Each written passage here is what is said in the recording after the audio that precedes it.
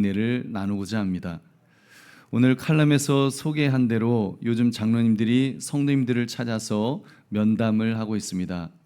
어제는 몇 장로님들이 부교육자들과 허심탄회하게 깊은 대화를 나누었습니다. 맛있는 음식과 함께 말입니다. 뭘 드셨는지는 제게 이야기해 주지 않으셨습니다. 이제 여러분 중에도 아마 장로님들께서 이야기하자고 하실 분들도 계실 텐데, 여러분 어떤 질문을 하실까요? 교회 바라는 마음, 답답했던 점, 앞으로 우리가 어떻게 함께 가면 좋을지 여러 질문들을 하실 것입니다. 왜 이 더운데 그런 질문을 드리며 그렇게 애를 쓰실까요? 장님들이 왜 그렇게 애를 쓰실까요? 그 이유는 하나입니다. 교회를 사랑하기 때문입니다. 우리 모두 조금 더 열심을 내어서 정말 다음 세대까지 좋은 교회를 남기고 싶어서인 것입니다. 그런데 말입니다. 여기서 진짜 질문이 시작됩니다. 그 열심 도대체 어디서 나올까요?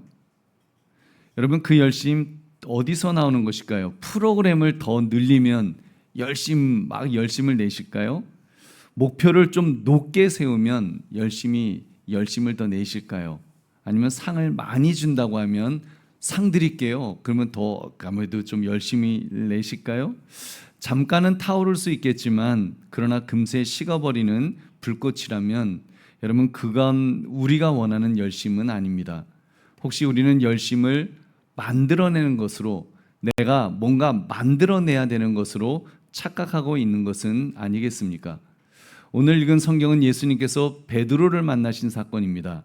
열심은커녕 예수님을 배신했던, 그것도 3번이나 배신하고 자기는 이제 물고기나 잡으러 가겠다며 무책임하게 갈릴리로 떠났던 베드로였습니다. 그것도 다른 제자들까지 끌고 갔어요. 사역을 접고 떠나갔던 그 베드로에게 예수님이 찾아가셔서 무엇을 먼저 물으셨을 것 같습니까? 저 같으면 그랬을 것 같아요. 너 왜 도망갔어? 너 그때 그랬지. 죽을지언정 나 따라온다고 했어, 안 했어? 너 그런 약속 했어, 안 했어? 막 그럴 것 같아요. 근데 예수님은 그렇게 말씀하지 않으셨습니다. 너가 나를 사랑하느냐? 너가 나를 사랑하느냐? 너가 나를 사랑하느냐? 사랑을 물으셨어요. 오늘 주님께서 베드로에게 하신 이 질문을 가지고 우리가 말씀을 함께 나누고자 합니다. 왜 우리의 열심이 식어가는지, 그 열심이 어디서 다시 점화되어야 되는지, 그리고 교회와 목회자는 무엇을 먼저 해야 하는지, 이 3가지를 살펴보고자 합니다. 특히 오늘 보면 예수님께서 베드로와 나누셨던 대화 속에서 그 답을 찾아갑시다. 우리 3가지를 살펴보겠습니다. 첫째, 진짜 열심은 사랑에서 나온다는 사실입니다. 15절 말씀 우리 한번 같이 읽겠습니다. 시작. 그들이 조밥 먹은 후에 예수께서 시몬 베드로에게 이르시되 요한의 아들 시몬아, 내가 이 사람들보다 나를 더 사랑하느냐 하시니 이르되 주님 그러하나이다. 내가 주님을 사랑하는 줄 주님께서 아시나이다. 이르시되 내 어린 양을 먹이라 하시고. 아멘. 주님께서 먼저 물으신 것이 무엇이었습니까? 사명보다 사랑을 먼저 물으셨습니다. 여러분, 지금 그 현장을 한번 여러분이 상상의 날개를 펴서 한번 그곳에 있다고 한번 생각해 보십시오. 싸늘한 새벽 공기가 이렇게 착 흘러요. 거기에 구수한 빵 냄새, 생선 굽는 냄새도 났을 것입니다. 막 타닥타닥 숯불이 타는 냄새가 매캐하게 코를 찔렀겠죠. 베드로에게 그 냄새는 어쩌면 수치스러운 기억을 떠올리게 했을 것입니다. 예수님을 자기가 3번씩이나 부인했던 바로 그 밤의 기억 말입니다. 그런데요, 바로 그 자리에서 예수님은 베드로에게 3번 물으셨습니다. 요한의 아들 시몬아, 너가 나를 사랑하느냐? 요한의 아들 시몬아, 너가 나를 사랑하느냐? 요한의 아들 시몬아, 너가 나를 사랑하느냐? 여러분, 주목할 점이 있습니다. 왜 도망쳤어? 책망하지 않으셨습니다. 너 내가 기회 줄 테니까 너 다시 한번 해볼래? 이러면서 사명을 이렇게 먼저 말씀하지도 않으셨습니다. 그냥 사랑을 먼저 물으셨습니다. 베드로가 주님, 내가 주님을 사랑하는 줄 주님께서 아시나이다. 그 사랑을 고백할 때 그 사랑의 고백 위에 내 양을 치라, 이 사명을 얹으셨던 것입니다. 여러분, 예수님께서 베드로에게 하셨던 순서를 주목해 보십시오. 관계의 회복이 먼저였습니다. 그런 후에 사명을 위임하셨던 것입니다. 여러분, 이 순서는 굉장히 중요합니다. 이 순서는 율법과 복음을 가를 만큼 기독교 신앙의 본질을 꿰뚫는 대단히 중요한 원리입니다. 왜요? 그 순서가 바뀌면 섬김이 율법처럼 될 것이기 때문입니다. 섬김이 율법, 법처럼 되어버립니다. 사랑해서 하던 일이 안 하면 죄책감이 들기 시작할 것입니다.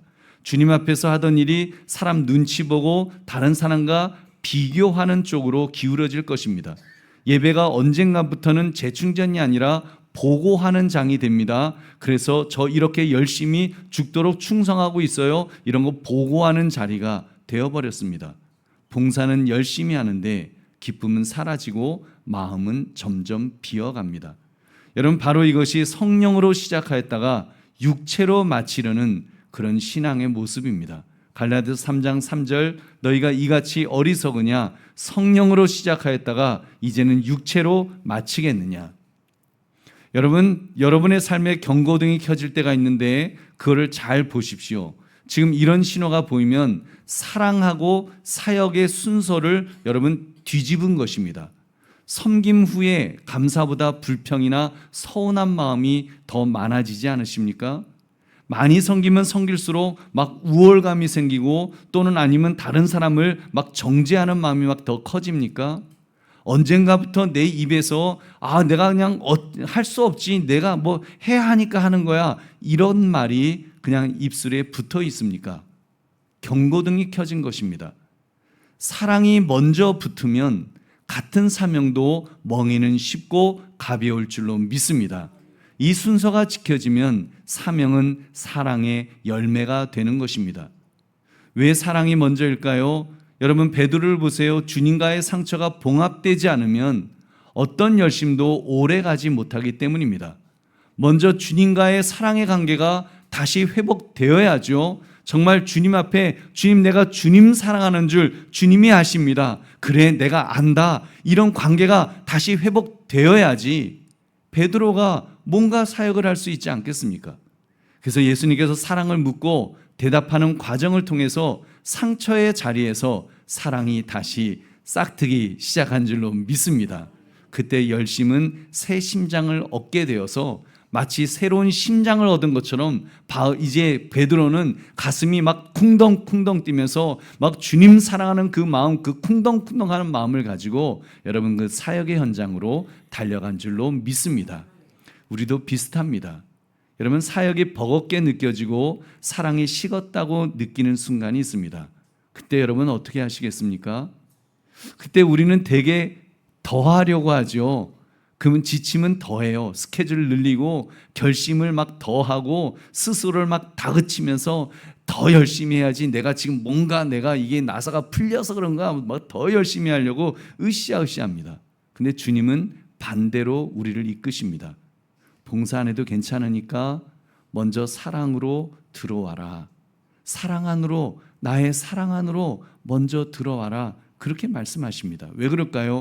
사랑이 회복될 때만 열심은 지속 가능한 에너지가 되기 때문입니다. 여러분, 사랑 없는 열심은 혼자 있는 배터리 같습니다. 조금 있으면 금방 방전돼 버립니다. 그러나 사랑에서 나오는 열심은 발전기 같습니다. 발전기 같아서 계속 생성됩니다. 계속 에너지를 공급받을 수 있습니다. 누가 하라고 해서 하는 것이 아니라 기뻐서, 감사해서, 행복해서, 사랑해서 하게 될 줄로 믿습니다. 이때 하나님께서 영광 받으실 줄 믿으시기 바랍니다. 그러니까 이 시간 주님을 향한 사랑을 먼저 점화해 보십시오. 혼자 조용히 몇 분만이라도 정말 이제 뭐 집에 가셔서라도 아니면 집에 가시기 전이라도 눈을 감고 주님께 여쭤보십시오. 베드로처럼 그리고 3번 고백해 보십시오. 주님 사랑합니다. 주님 다시 사랑합니다. 주님 제가 끝까지 사랑합니다 하면서 그 사랑을 고백해 보십시오. 여러분의 사랑이 작아도 괜찮습니다. 왜냐하면 주님이 먼저 우리를 사랑하셨기 때문에, 그리고 그 주님의 사랑은, 우리에게 베풀으시는 그 사랑은 여러분 우주를 담고도 여러분 크신 그런 사랑인 줄로 믿습니다. 여러분 그런 사랑 고백과 함께 그때 행동으로 옮기는 것입니다. 사랑은 행동으로 옮길 때 달궈집니다. 누군가를 찾아가서 기도하겠습니다라고 정말 우리가 문자를 보내고 한번 만나는 그런 것들, 사랑이 그렇게 흘러내릴수록 여러분 점점 자라게 될 줄로 믿습니다. 자녀들에게도 그렇게 지도했으면 좋겠습니다. 열심히 공부해, 너 열심히 공부하면 안 돼, 큰일 나, 막 그러면서 다그치기보다는 사랑받고 있다는 사실을 먼저 자녀에게 깨닫게 해줘야 됩니다. 너는 사랑받기 위해서 태어났단다. 예수님의 사랑이 너를 지켜주신단다. 여러분 그렇게 정말 사랑이 먼저 전달되면 여러분 분명히 변합니다. 제가 변했습니다. 전 다른 거 없었고 정말 그래도 주님이 나를 사랑하시는구나. 내가 벼랑 끝에 있어도 주님이 나를 사랑하시는구나. 저는 그거를 깨닫게 되었습니다. 깨닫도록 해 주셨습니다. 어머님이 또 주변에서. 제가 오래전에 발목 골절이 아시죠? 발목 골절을 다쳐서 기부스를 했었습니다. 그래서 노예를 가는데 이제 목발을 짚고서 쩔뚝거리면서 이제 갔더니 보통 목사님들은 왜 다쳤어? 어떻게 다쳤어? 보통 그러는데 여러분 아시죠? 장충교회 원로 목사님 지난번에 오셔서 말씀 전하셨던 남창호 목사님께서 저에게 대뜸 그러시는 거예요. 어휴 참 목사 다쳤어? 교인들에게 사랑받겠네 그러시는 거예요. 야, 그 한마디에 제가 얼마나 위로를 받았는지 모릅니다. 그 사랑이 저를 다시 이렇게 세워주었습니다. 그리고 그 당시 바로 여러분의 사랑이 진짜 저를 다시 일으켜 세워주신 줄로 믿습니다. 그러므로 열심은 사랑에서 나온다는 사실을 기억하며 주님을 향한 나의 사랑, 그 사랑을 먼저 점검하시기를 주님의 이름으로 축원합니다. 두 번째, 그 사랑은 그리스도의 생명에서 나옵니다. 여러분 그렇다면 그러한 사랑은 도대체 어디서 솟아나는 것일까요? 지금 말씀드린 것처럼 생명, 그리스도의 생명, 예수 그리스도 안에 있는 그 영원한 생명에서 나오는 줄 믿으시기 바랍니다. 예수님께서 그 생명을 디베라 바닷가에서 아침을 차리심으로 상징적으로 보여주셨습니다. 먼저 먹이셨다는 겁니다. 우리 요한복음 21장 12절 같이 읽겠습니다. 시작. 예수께서 이르시되 와서 조반을 먹으라 하시니 제자들이 주님이신 줄 아는 고로 당신이 누구냐 감히 묻는 자가 없더라. 아멘. 디베라 바닷가에서 주님께서 제자들에게 아침상을 차려주신 것입니다. 저는 굉장히 이 구절 읽을 때마다 약간 당황스럽습니다. 예수님이 요리를 하셨구나. 예수님 빵 제대로 구우셨을까? 생선 태우신 거 아니야? 뭐 좀 그런 상상 속에서 예수님께서 하신 말씀은 명료했습니다. 와서 조반을 먹어라. 예수님께서 책망보다 먹이시는 것을 먼저 하셨습니다. 여러분 여기서 이것은 단순한 식사로 보면 안 됩니다. 그냥 밥 먹였다 이런 성경을 해석할 때 영적 의미를 찾는 마음으로 성경을 읽어야 될 것입니다. 그냥 평범하게 밥 먹였다 그런 이야기가 아니죠. 여러분 그것을 영적으로 보아야지 바르게 이해할 수 있습니다. 단순한 식사가 아니라 부활하신 주님의 생명 공급의 표징이었던 것입니다. 우리 요한복음 6장 35절 같이 읽겠습니다. 시작. 예수께서 이르시되 나는 생명의 떡이니 내게 오는 자는 결코 줄이지 아니할 터이요 나를 믿는 자는 영원히 목마르지 아니하리라. 아멘. 나는 생명의 떡이다라고 주님 말씀하셨죠. 나는 너희에게 생명을 공급하는 자라고 말씀하셨습니다. 우리 요한복음 10장 10절도 같이 읽겠습니다. 시작.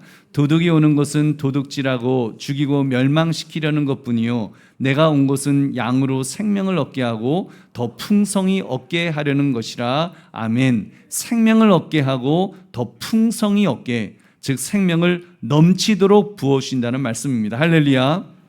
어쩌면 우리가 지금 이 성경 구절을 먼저 보았어야 했을 것 같습니다. 순서적으로 말입니다. 먼저 먹이셨으니까 먼저 먹이셨어요. 즉 먼저 생명을 공급하셨습니다. 그렇게 베드로가 예수님으로부터 생명을 공급받으니까 그 다음 사랑을 회복할 수 있었을 것입니다. 예수님은 책망하지 않으시고 그렇다고 성급하게 사명을 막 이렇게 밀어 넣으신 것도 아니고 등 떠미신 것도 아니고 먼저 사랑을 회복하셨습니다. 너가 나를 사랑하느냐 하시며 베드로의 마음에 사랑의 불을 다시 붙여 주신 줄로 믿습니다. 그럴 때 베드로의 마음이 뜨거워졌던 것입니다. 내가 주를 사랑하는 줄 주님께서 아십니다. 그리고는 내 양을 먹이라, 내 양을 치라고 하신 대로 그는 사도가 되었습니다. 복음의 증거자가 되었습니다. 그가 한번 설교하면 3,000명, 5,000명이 회개하는 놀라운 역사, 그런 하나님의 일꾼이 된 줄 믿으시기 바랍니다. 여러분, 정리하면 이렇습니다. 생명이 먼저입니다. 생명을 먹고 사랑이 회복되었습니다. 그럴 때 사명자로 다시 서게 되었던 것입니다. 여러분, 그러니까 우리 더 이상 오해하지 맙시다. 우리가 흔히 그러잖아요. 막 이렇게 막 한번 우리 힘내자, 으쌰으쌰하자 하면서 우리 좀 이렇게 막 서로 격려로 막 어떻게 힘을 내려고 그렇게 합니다. 여러분, 원리는 그 주님이 먼저 살려 주셔야 합니다. 여러분, 뭐 이미 죽었는데 뭐 우리끼리 아무리 해봤자 뭐 그게 그거지 뭐가 되겠습니까? 여러분, 주님이 살려 주셔야 됩니다. 그럴 때 그 생명에서 사랑이 일어날 것입니다. 그리고 그 사랑이 사명을 낳는 역사가 일어나는 줄 믿으시기 바랍니다. 여러분, 다시 한번 이해하기 쉽게 포도나무로 비유하겠습니다. 주님께서 우리에게 포도나무와 가지로 비유하셨죠. 이때 가지는 열매를 만드는 존재가 아니라고 했습니다. 열매는 만드는 것이 아니라 맺는 것입니다. 저절로 맺는 것입니다. 포도나무에 풍성하게 흐르고 있는 수액, 즉 생명이 가지를 통과할 때 열매는 맺어질 줄로 믿습니다. 그러니까 사랑은 결심이 아니라 수액과 같은 것입니다. 예수님께 붙어 있을 때 그분의 말씀과 성령을 통해서 안에서 밖으로 자연이 흘러나오게 되는 줄로 믿습니다. 여러분, 그렇게 예수님은 그 베드로와 제자들에게 먼저 빵과 생선 먹을 것을 주었습니다. 단순한 식사가 아니라고 했습니다. 부활하신 주님이 살아계신 몸으로 먼저 먹이시는 장면이라고 말씀드렸습니다. 여러분, 요한복음 전체를 관통하는 메시지가 여기서 이렇게 다시 빛이 납니다. 생명을 주시는 예수님의 모습. 여러분, 예수 그리스도는 생명을 주시는 분이십니다. 우리가 신앙생활 할 수 있는 것, 생명을 주시기 때문에 그 생명으로 우리가 사는 줄로 믿습니다. 내가 온 것은 양으로 생명을 얻게 하고 더 풍성히 얻게 하려는 것이라 우리에게 생명을 얻게 하시려고 주님 오셨습니다. 나는 생명의 떡이라 하셨습니다. 나는 부활이요 생명이라고 하셨습니다.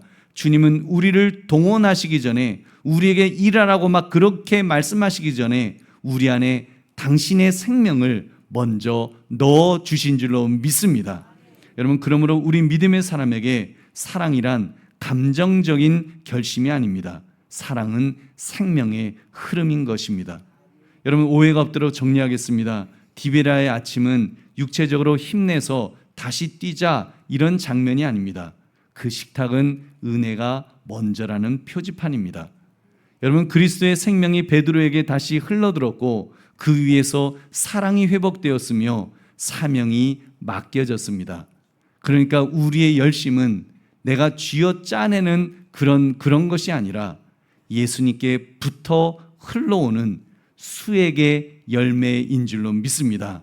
우리의 정말 열심은 주님이 공급하시는 그 힘을 가지고 하는 열심이어야 되는 줄 믿으시기 바랍니다. 그러므로 우리의 사랑은 그리스도의 생명에서 나옴을 깨달아서 포도나무의 가지처럼 주님께 붙어 있으시기를 주님의 이름으로 축원합니다. 이제 남는 질문이 있죠. 그러면 이제 목회자는 무엇을 해야 성도들이 그 사랑과 생명에 자연스럽게 사로잡히게 될까요? 여러분, 그것이 바로 세 번째, 목회자는 열심을 만드는 사람이 아니라 그리스도께 매혹되도록 하는 사람입니다. 매혹되도록 돕는 사람이다. 어떤 분은 오래전에 제게 이런 말씀하셨습니다. 목사님, 좀 목회를 좀 세게 하세요. 세게 해주세요. 혼도 내시고 너 그렇게 살면 안 된다. 막 좀 이렇게 일침도 가하시고 좀 박력 있게 했으면 좋겠습니다. 이런 말씀하셨습니다. 심지어 호랑이 같았던 원로 목사님이 그리우셨는지 제게 그렇게 무섭게 하라고 그렇게 막 그 좀 교인들한테 무섭게 좀 하세요. 막 좀 그러셨어요. 그래서 제가 이렇게 답했습니다. 장님, 제가 어흥 하면 무서우시겠어요? 그랬어요. 그랬더니 그 다음부터는 제게 그 말씀을 안 하시더라고요. 보배는 성도님들, 목회자는 무섭게 겁주고 협박하는 사람이 아닙니다. 목사님 무슨 말씀이세요? 예수님께서 독사의 자식들아 너희가 어떻게 지옥의 판결을 피하려고 하느냐? 아니 그런 말씀도 예수님 하시는데 좀 그렇게 하세요. 그러니까 열심 내자는 성도들 향해서 목사인 저도 독사의 자식들아 하면서 이렇게 제가 할까요 말까요? 여러분 그런데 성경 자세히 보시면 예수님께서 그 정도로 무섭게 책망하신 것은 열심 내지 않았다고 책망하신 것이 아닙니다. 오히려 다른 사람을 율법의 잣대로 정죄하고 자기는 의로운 척했던 그 사람들에게 하신 말씀입니다. 마태복음 23장 33절 뱀들아 독사의 새끼들아 너희가 어떻게 지옥의 판결을 피하겠느냐. 대상이 누구예요? 바리새인과 서기관들. 여러분 어떻게 보면은 열심으로는 둘째가라면 서러울 그런 사람들입니다. 최고로 열심 내던 사람들이 바리새인이요 서기관들이었습니다. 그들을 그렇게 무섭게 꾸짖으신 이유는 그들이 율법주의에 빠져서 자기들은 의롭다며 교만에 빠진 것을 지적하셨던 것입니다. 마태복음 23장 전체를 보시면 화 있을진저라고 하시면서 그들의 외식과 위선을 책망하였습니다. 회개하라고 꾸짖으셨던 것입니다. 물론 열심을 내어야 합니다. 예수님께서 열심 내지 않는 것에 대해서 안타깝게 말씀하였습니다. 겟세마네 동산에서 제자들에게 한시도 나와 함께 붙어서 기도할 수 없더냐, 깨어있을 수 없더냐. 예수님 너무 안타까우셔서 너무 속상하셔서 제자들이 이렇게 말씀하였습니다. 라오디게아 교회를 향해서는 미지근함을 책망하셨습니다. 열심을 내라고 하셨습니다. 달란트 비유에서는 한 달란트를 감춘 종에게 악하고 게으른 종이라고 그렇게 가르치셨습니다. 그러나 여러분 예수님께서 지금까지 보여주셨던 것은 일 더해라 열심을 막 그 강요하시느라고 꾸짖으신 것이 아닙니다. 사랑에서 나오는 진짜 주님을 사랑하여 나온 믿음의 열심을 요구하셨던 것입니다. 우리 보배는 성도님들 그런 점에서 목사는 사랑의 중매자가 되어야 합니다. 예수님에게 여러분이 막 매혹되도록 예수님에게 그냥 사랑에 푹 빠지도록 그렇게 만드는 사람이 사실은 목회자입니다. 바울은 말했습니다. 내가 여러분을 정결한 처녀로 한 남편 그리스도께 드리려고 중매함이로다. 사도 바울은 교인들에게 나 중매해 줄게. 그 주님과 결혼하도록 중매해 줄게. 여러분 그렇습니다. 목회자 일은 사람을 이렇게 묶어두는 것이 아니라 그리스도께 중매하는 그 일을 하는 사람입니다. 여러분 우리는 이미 그분의 신부 공동체로 약혼한 사람들입니다. 그러니 우리의 신앙은 더 열심히 해 압박으로 하는 것이 아니라 예수님께 사로잡힌 사랑에서 흘러나오는 자원하는 열심히 해야 될 줄로 믿습니다. 그래서 저는 여러분을 몰아세우지 않을 것입니다. 저는 여러분에게 제가 보는 그리스도, 그 그리스도를 보게 할 것입니다. 보면 변합니다. 여러분 보면 보는 것만큼 변할 것입니다. 보는 대상으로 변화될 줄로 믿습니다. 우리가 흔히 큰바위 얼굴이라는 어렸을 때 그 교과서에 나왔던 이야기 기억하지 않으십니까? 큰바위 얼굴을 자꾸 바라보다 보니까 어느새 그렇게 변하였더라. 그런 점에서 성도들도 정말 계속해서 예수 그리스도를 바라봐야 됩니다. 오늘 그 주일 예배 때만 예수 그리스도를 바라보는 것이 아니라 여러분 계속하여 정말 우리의 삶 속에서도 예수 그리스도를 바라보는 그 시간들이 필요합니다. 여러분 그 자꾸 바라보면 주님을 닮아가게 될 줄로 믿습니다. 고린도서 3장 18절 한번 보십시오. 놀라운 이야기가 나옵니다. 같이 읽겠습니다. 시작. 우리가 다 수건을 벗은 얼굴로 거울을 보는 것 같이 주의 영광을 보매 그와 같은 영상으로 변화하여 영광에서 영광에 이르니 곧 주의 영으로 말미암음이니라. 아멘. 여러분 열심으로 하면 모세만큼 열심인 사람이 어디 있습니까? 여러분 장정만 60만 명, 200만 명을 끌고 40년을 갔다가 광야를 이렇게 그 지도했던 끌고 다녔던 그런 엄청난 그 모세. 여러분 모세를 보십시오. 주님을 보니까 성육신 하시기 전 주님의 영광을 보니까 여러분, 모세가 변했습니다.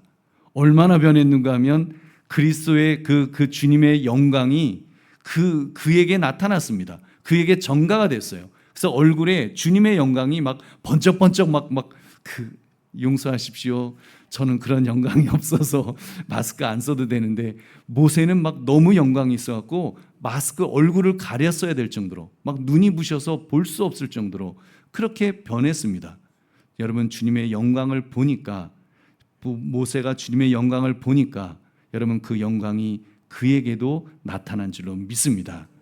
여러분, 지금 여러분이 무엇을 보느냐가 여러분이 어떤 사람으로 빚어지느냐를 결정합니다. 우리는 보는 만큼 지금 여기에서 주님을 닮아갈 것이기 때문입니다. 이것은 결심이 아니라 성령님의 역사인 줄 믿으시기 바랍니다. 그러니까 그리스도에게 매혹되도록 하는 것이 관건입니다. 그렇다고 제가 매혹되도록 하겠다고 이렇게 좀 조작하면 안 되겠죠. 막 불 받아라 그러면서 막 하늘에서 보석이 떨어진다, 막 그 손에 보세요, 금가루가 막 있잖아요, 막 이 금리빨로 바뀌었어요, 막 이러면서 이런 말로 현혹하면 안 되죠. 끌림은 조작이 아니라 보여줌에서 오는 줄로 믿습니다. 인위적으로 조이지도 않겠습니다. 보여드리겠습니다. 다만 우리 보배로운 성도님들, 특히 중직자로서, 여러분 중에 중직자로서 우리 교회에서 이미 장로로, 권사로, 안수집사로 부름받은 여러분들, 서리집사님도 그렇고 초신자로도 마찬가지입니다. 여러분, 제가 여러분들에게 보여드린 얼마나 보여드릴 수가 있겠습니까? 모세처럼 못 보여드리겠죠. 여러분, 어떤 분들은 우리 교회 성도들이 열심히 없다고 말합니다. 여러분, 그러나 제가 여러분에게 부드럽게 분명하게 부탁드리겠습니다. 여러분, 저는 여러분이 그리스도를 만나신 분들인 줄로 믿습니다. 여러분, 정말 그리스도를 얼마나 그분이 좋은 분이신지 여러분 만나신 분들이라고 저는 분명히 확신합니다. 그렇기 때문에 성도들이 열심히 없다고 생각하는 것, 저는 천만에요. 그렇지 않다고 저는 봅니다. 주님 사랑하지 않으면 오늘 이렇게 이 자리에서, 이 예배 자리에 나오시지 못하셨을 것이기 때문입니다. 바쁜 도심 한복판을 지나서 시간과 정성을 들여서 예배 자리에 서는 것, 여러분, 사랑이 아니고는 설명되지 않습니다. 헌금을 준비하는 것, 여러분, 사랑이 아니면 무엇으로 설명해낼 수가 있겠습니까? 여러분, 한남동에서 더군다나 이곳으로 그 환경이 바뀌었는데 또 계속 예배드리러 오시는 것, 여러분, 사랑 때문인 줄로 믿습니다. 그래서 조금만 더 호소합니다. 여러분은 이미 주님을 많이 사랑하는 분들이니까 그 사랑으로 한 걸음만 더 내디뎠으면 좋겠습니다. 사랑이 깊어지면 자연히 일어나는 일들이 있기 때문입니다. 오며 가다 잠깐이라도 주님 계신 곳에 들르고 싶어질 것입니다. 부부가 서울로 데이트 나왔다가 카페 가기 전에 또는 집에 돌아가시기 전에 잠깐 들러서 여러분 이곳에 앉아 여러분 5분만이라도 여러분 기도하고 싶어질 것입니다. 수요 예배든 금요 기도회든 길이 막히면 새벽이라도 일주일에 한 번은 성전에서 무릎을 꿇고 싶어질 것입니다. 이것은 해야 할 과제가 아닙니다. 여러분, 하고 싶은 마음입니다. 하고 싶은 마음. 주님을 사랑하면 내가 매주 예배드리는 나의 교회에 가고 싶어지는 것이 자연스러움입니다. 베드로는 주님이시다는 말을 듣자마자 막 배에서 뛰어내려서 막 물을 막 걸었습니다. 여러분, 사랑받은 사람은 그 사랑하는 분께로 달려가게 될 줄로 믿습니다. 여러분, 솔직히 주중 내내 안 보이시는 분들의 빈자리를 보면 저도 굉장히 그립고 또 때로는 염려될 때도 있습니다. 어떻게 지내실까? 힘들지 않으실까? 이런 마음도 듭니다. 여러분, 제가 그렇다면 주님은 얼마나 더 여러분을 기다리실까요? 여러분, 반대로 여러분이 조용히 들어오셔서 기도할 때 여러분 정말 주님은 그 발걸음 소리만 들어도 얼마나 기쁘시겠습니까? 내 집은 만민이 기도하는 집이라 말씀하신 그 집에 여러분 하나님의 그 주님의 백성이 와서 기도할 때 주님은 기쁨으로 이렇게 맞아 주실 줄로 믿습니다. 방법은 어렵지 않습니다. 사랑의 마음으로만 하면 됩니다. 오며 가며 5분입니다. 이곳에 앉아서 조용히 주님 사랑합니다. 주님 사랑합니다. 주님 나를 붙들어 주세요. 이렇게 고백하는 것만도 여러분 얼마나 주님이 기뻐하실까요? 수요 예배든 금요 기도회든 새벽 기도회든 여러분 한 번은 나와서 주님 품에서 재충전을 받고 돌아가고 싶어질 줄로 믿습니다. 너무 멀리 계시거나 건강이 어려운 분들은 같은 시간 가정에서 영상 예배로 함께 동참하시면 됩니다. 그게 사랑입니다. 누가 시켜서가 아니라 여러분 누가 시켜서가 아니라 주님 사랑해서 드리는 예배, 주님 사랑해서 드리는 기도, 주님 사랑해서 드리는 헌신, 여러분 그것을 주님이 가장 기뻐하실 줄로 믿습니다. 여러분 그래야 그 모습을 보고 다른 사람들도 야, 저 예수 믿는 사람들은 다르구나. 예수 믿는 사람은 정말 멋지구나. 여러분 그런 마음이 들지 않겠습니까? 여러분 기억합시다. 우리는 더해라는 그 더해라 압박으로 움직이는 사람들이 아닙니다. 사랑받은 자로서 사랑하는 분, 그 사랑으로 움직이는 사람들입니다.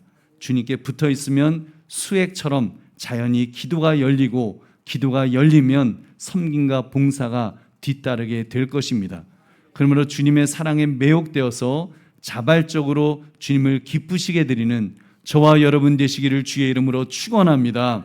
이제 말씀을 맺습니다. 서두에 던졌던 질문 기억하실 것입니다. 왜 열심히 식은 것일까?